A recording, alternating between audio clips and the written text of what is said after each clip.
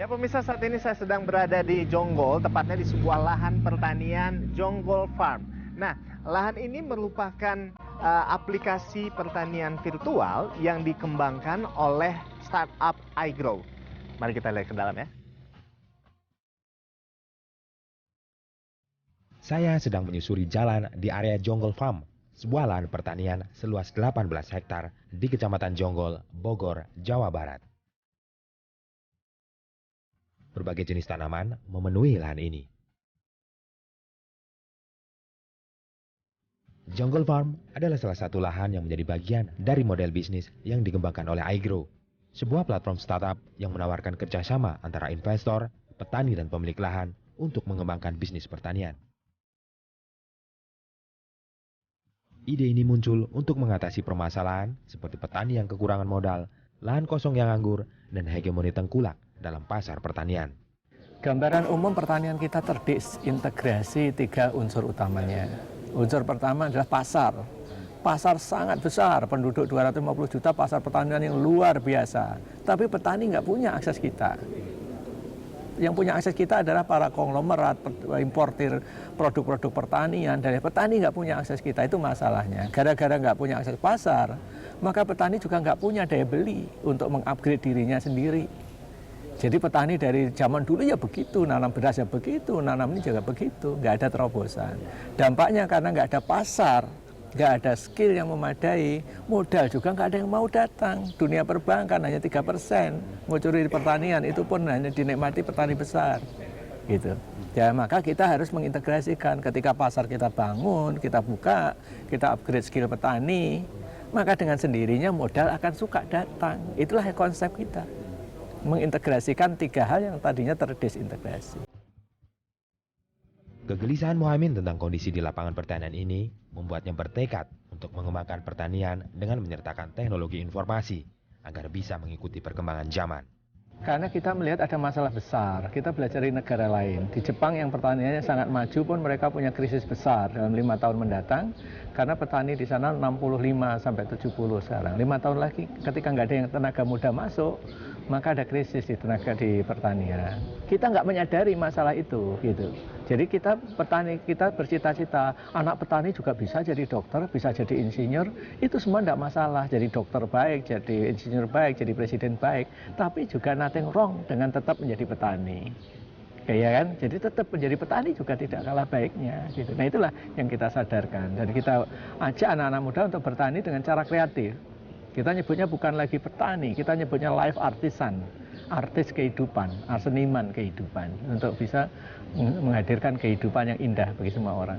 Jadi semua orang harus sadar makanan itu urusan mereka, gitu. Tidak bisa menyerahkan orang lain. Ketika kita semua menyerahkan ke urusan siapa ya petani itu di desa, mayoritas orang di kota nggak cukup petani untuk bisa ngurusin makanan kita.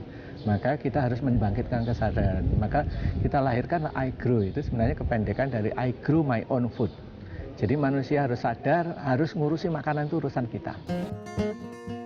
Gayung bersambut saat Muhaimin bertemu dengan Andreas Senjaya, anak muda yang merupakan praktisi di dunia teknologi informasi. Setelah melalui proses diskusi di antara mereka, maka kemudian lahirlah platform iGrow pada bulan.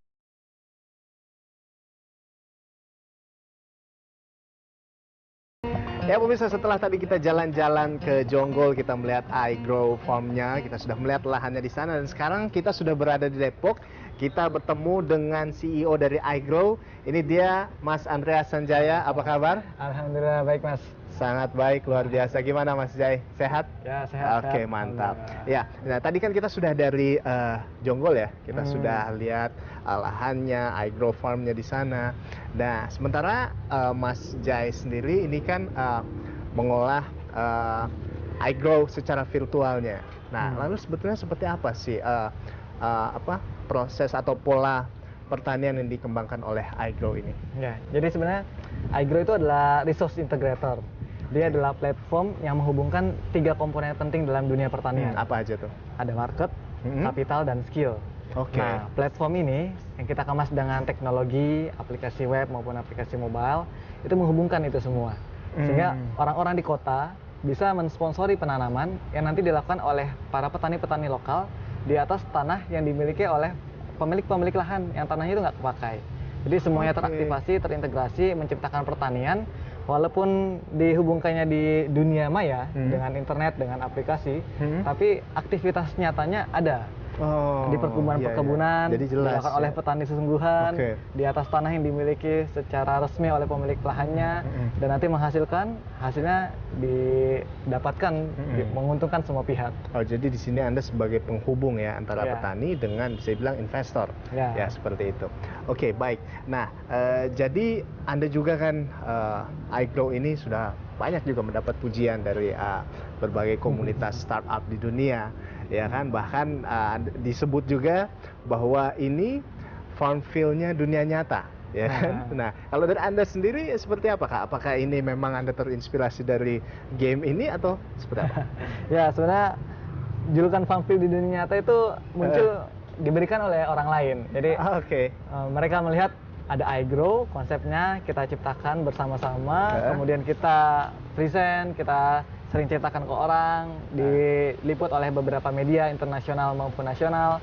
Orang melihatnya, wah ini seperti farm field di dunia nyata ini.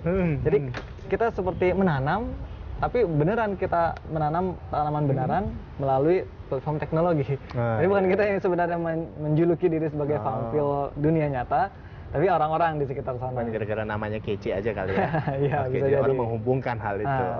Ya.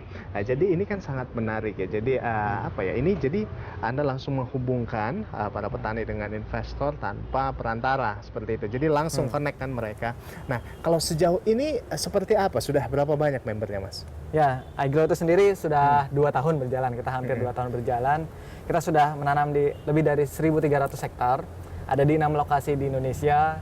Dari mulai Jawa Barat sampai Bali. Di Bali kita ada di Buleleng, di Blitar, di Tanjung Lesung. Di Jawa Barat kita ada. Sudah banyak juga lahannya ya? Ada yang di Garut, ada di Jonggol. Jadi total petani yang sudah bergabung dan bekerja bersama-sama dengan iGrow ada sekitar 2.300 petani saat ini. Wow, keren banget ya. Tapi saya dengar-dengar juga ini sudah sampai ke luar Indonesia. Betul, seperti itu, Mas. Jadi kebetulan iGrow memang dapat apresiasi penghargaan di beberapa kompetisi tingkat internasional. Contohnya tahun 2014 kita memenangkan juara 1 Tech in Asia. Berarti itu waktu itu masih baru banget? Iya, masih baru. Kita masih berumur 2 atau 3 bulan. Ya, di tingkat Asia, kemudian Dragons Den Asia itu sebuah kompetisi fintech, financial technology. Kemudian 2015 kita menang di Startup Istanbul. Kemudian 2016 kita diundang ikut program akselerasi bisnis di San Francisco, diadakan oleh 500 Startups. Kemudian baru kemarin kita juga diundang oleh pemerintah Korea Selatan untuk mempelajari market Korea Selatan. Jadi mereka mengundang startup terbaik dari setiap negara. Kemudian ikut di sana program seminggu untuk bisa mempelajari market di sana. Siapa tahu nanti ada kerjasama bisnis dan perluasan ekspansi bisnis di sana. Nah itu beberapa program-program aktivasi skala internasional. Kita juga biasa responnya ya. Ya, alhamdulillah. Kita juga mulai untuk mencoba menjajaki penanaman di luar negeri atau menjadikan pasar luar negeri itu sebagai pembeli dari produk-produk yang dihasilkan oleh iGrow. Contoh misalnya tahun 2016 ini kita ke Turki kemarin untuk bisa mempelajari penanaman mawar, penanaman gandum di sana. Kemudian kita juga ke Perancis. Kita ke Perancis untuk bisa membuka pasar pembelian mawar. Jadi mawar yang kita tanam di Indonesia, yang kita tanam di Turki, kita jual di Perancis. Kita juga kemarin pergi ke Jepang. Di sana kita juga mempelajari penanaman sayuran organik di sana. Karena di sana banyak sekali penanaman sayuran organik dengan teknologi tinggi. Jadi ke luar negeri melihat potensi penanaman yang optimal di sana atau melihat potensi mereka menjadi pembeli bagi produk-produk pertanian yang kita hasilkan di dalam negeri sini. Tapi kalau sejauh ini kalau kita bicara soal misal dari investornya, terbanyak seperti apa? Apakah dari anak-anak muda atau seperti apa? Kita sebutnya sponsor penanaman. Jadi orang-orang yang mensponsori penanaman ini biasanya mereka yang sudah lumayan mapan, sudah punya tabungan lah di rekeningnya. Mereka sudah tahu tentang investasi dan biasa berinvestasi, mungkin di emas, reksadana. Cuman mereka ingin mencari alternatif yang bukan hanya menimbulkan return, tapi juga bisa memberikan impact sosial, memberikan impact kepada lingkungan kita, memberikan impact kepada petani-petani di daerah.